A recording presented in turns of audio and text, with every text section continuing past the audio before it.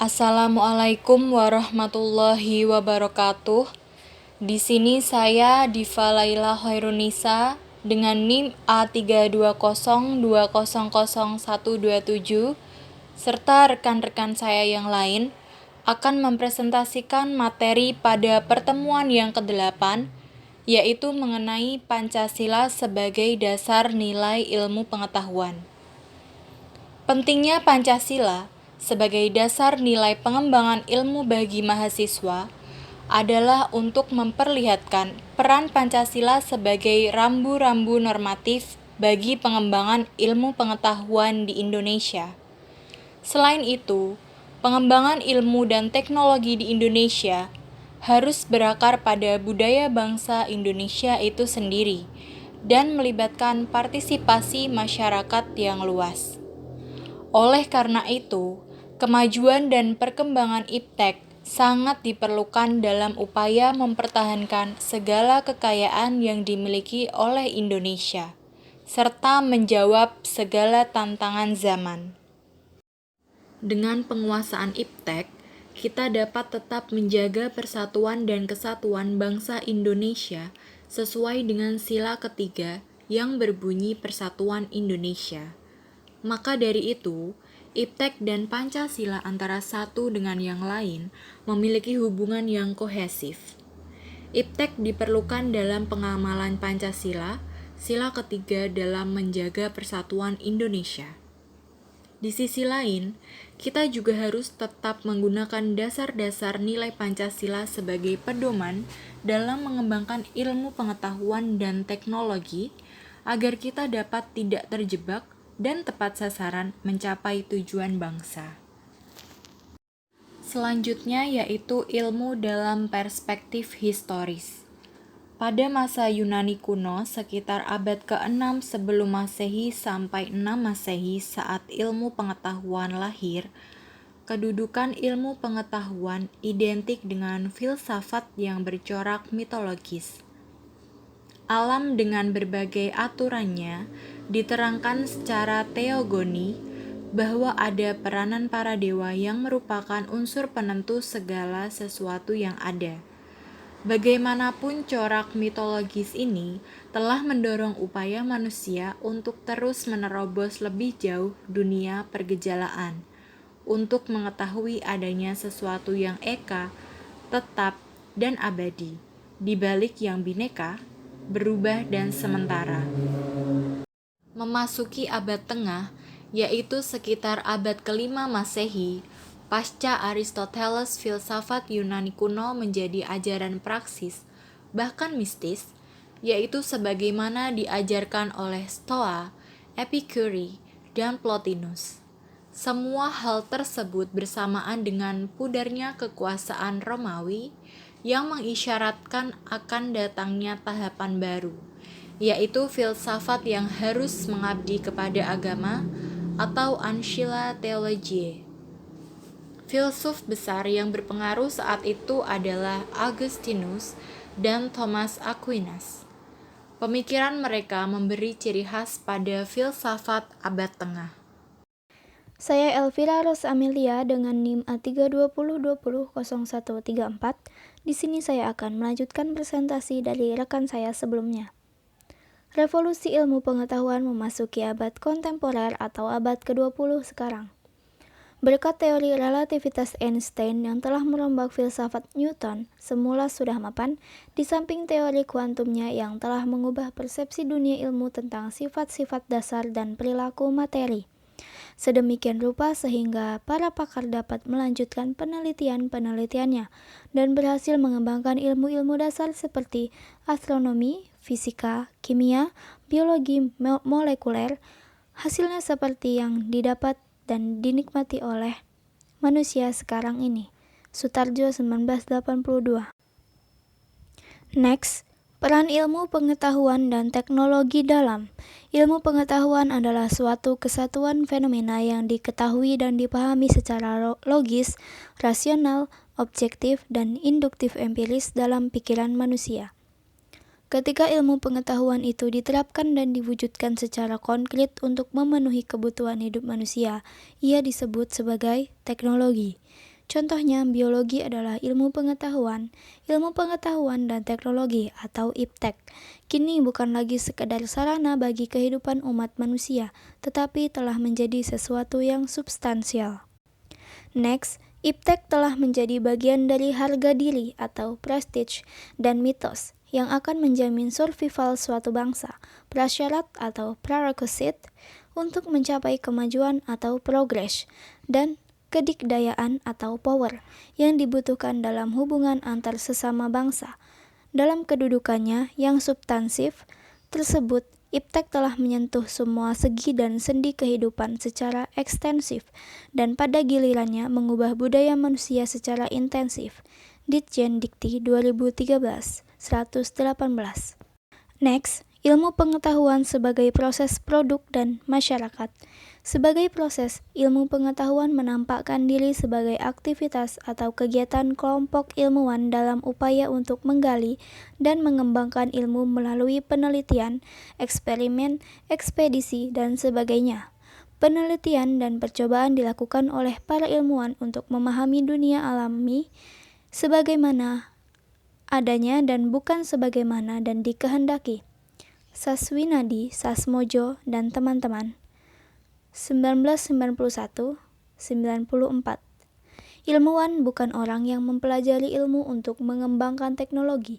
Motivasi ilmuwan yang sebenarnya adalah nafsu ingin tahu, bukan manfaatnya kepada masyarakat. Next, ilmu pengetahuan sebagai masyarakat adalah suatu komunitas yang dalam kesehariannya begitu mematuhi kaidah-kaidah ilmiah. Menurut Daud Yusuf, kaidah-kaidah ilmiah itu adalah universalisme, komunalisme tanpa pamrih, disinterestedness, dan skeptisisme yang teratur. Universalisme berarti bahwa ilmu pengetahuan bebas dari warna kulit, ras, keturunan, maupun keyakinan keagamaan. Komunalisme berarti bahwa ilmu pengetahuan merupakan milik masyarakat atau public knowledge. Tanpa pamrih berarti bukan propaganda, dan skeptisisme yang teratur berarti bahwa keinginan untuk mengetahui dan mempertanyakan didasarkan pada nalar dan keteraturan berpikir. Saswinadi, Sasmojo, dan kawan-kawan, 1991, 94-95. Assalamualaikum warahmatullahi wabarakatuh. Nama saya Elia Zahra Ida Putri, NIM A3202000135. Pilar-pilar penyangga bagi eksistensi ilmu pengetahuan. A. Pilar ontologi atau ontologi. Pilar ini selalu menyangkut problematika tentang keberadaan atau eksistensi yang terkait dengan aspek kuantitas dan kualitas. Pengalaman ontologi dapat memberikan landasan bagi penyusun asumsi, dasar-dasar teoritis, dan membantu terciptanya komunikasi interdisipliner dan multidisipliner. B. Pilar epistemologi. Pilar ini selalu menyangkut problematika tentang sumber pengetahuan, sumber kebenaran, cara memperoleh kebenaran, kriteria kebenaran, proses, sarana, dasar-dasar kebenaran, sistem, prosedur, hingga strategi. Pengalaman epistemologis dapat memberikan sumbangan bagi kita berupa A. Sarana legitimasi bagi ilmu atau menentukan keabsahan disiplin ilmu tertentu. B. Memberi kerangka acuan metodologis pengembangan ilmu. C. Mengembangkan keterampilan proses, dan D. Mengembangkan daya kreatif dan inovatif. C. Pilar aksiologi. Pilar ini selalu berkaitan dengan problematika pertimbangan nilai atau etis, moral, religius dalam setiap penemuan, pengembangan atau penerapan ilmu. Pengalaman aksiologis dapat memberikan dasar dan arah pengembangan ilmu, serta mengembangkan etos keilmuan seorang profesional dan ilmuwan. Prinsip-prinsip berpikir ilmiah. A. Objektif. cara memandang masalah apa adanya, terlepas dari faktor-faktor subjektif, misal perasaan, keinginan, emosi, sistem keyakinan, dan otoritas. B. Rasional. Menggunakan akal sehat yang dapat dipahami dan diterima oleh orang lain, mencoba melepaskan unsur perasaan, emosi, sistem keyakinan, dan otoritas. C. Logis. Berpikir dengan menggunakan asas logika, konsisten, implikatif. Tidak mengandung unsur pemikiran yang kontradiktif. Setiap pemikiran logis selalu rasional, begitu sebaliknya yang rasional pasti logis. D. Metodologis. Selalu menggunakan cara dan metode keilmuan yang khas dalam setiap berpikir dan bertindak, misal induktif, deduktif, sintesis, hermeneutik, dan intuitif. E. Sistematis. Setiap cara berpikir dan bertindak menggunakan tahapan langkah, prioritas yang jelas dan saling berkait satu sama lain, serta memiliki target dan arah tujuan yang jelas. Nilai-nilai dasar Pancasila bagi strategi pengembangan ilmu pengetahuan dan teknologi. Pengembangan ilmu pengetahuan dan teknologi harus senantiasa berorientasi pada nilai-nilai Pancasila. Peran nilai-nilai dalam setiap sila dalam Pancasila adalah sebagai berikut. A. Sila ketuhanan yang Maha Esa. Melengkapi ilmu pengetahuan menciptakan perimbangan antara yang rasional dan irasional, antara rasa dan akal. Sila ini menempatkan manusia dalam alam sebagai bagiannya dan bukan pusatnya. Nama saya Iza Asma Aminah Umar dengan NIM A320200143. Di sini saya akan melanjutkan presentasi dari teman-teman saya mengenai Pancasila sebagai dasar nilai ilmu pengetahuan. B. Sila kemanusiaan yang adil dan beradab. Memberi arah pada dan mengendalikan perkembangan ilmu pengetahuan. Ilmu dikembalikan pada fungsinya semula, yaitu untuk kemanusiaan, tidak hanya untuk kelompok lapisan tertentu. C. Sila Persatuan Indonesia. Mengkomplementasikan universalisme dalam sila-sila yang lain, sehingga suprasistem tidak mengabaikan sistem dan subsistem. Solidaritas dalam subsistem sangat penting untuk kelangsungan keseluruhan individualitas, tetapi tidak mengganggu integrasi. D. Sila kerakyatan yang dipimpin oleh hikmah kebijaksanaan dalam permusyawaratan atau perwakilan. Mengimbangi otodinamika ilmu pengetahuan dan teknologi berevolusi sendiri dengan leluasa. Eksperimentasi penerapan dan penyebaran ilmu pengetahuan harus demokratis, dapat dimusyawarahkan secara perwakilan, sejak dari kebijakan, penelitian, sampai penerapan massal. E. Sila keadilan sosial bagi seluruh rakyat Indonesia menekankan ketiga keadilan Aristoteles. Keadilan distributif, keadilan kontributif, dan keadilan komutatif. Keadilan sosial juga menjaga keseimbangan antara kepentingan individu dan masyarakat, karena kepentingan individu tidak boleh terinjak oleh kepentingan semu. Individualitas merupakan landasan yang memungkinkan timbulnya kreativitas dan inovasi.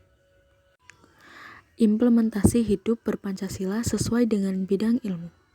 Yang pertama, matematika dan ilmu pengetahuan alam. Tentu saja nilai-nilai Pancasila harus menjadi dasar dalam pengembangan ilmu MIPA, termasuk para kalangan profesional yang bergerak dalam bidang MIPA juga harus mengimplementasikan nilai-nilai Pancasila dalam berbagai aktivitas di dunia kerja.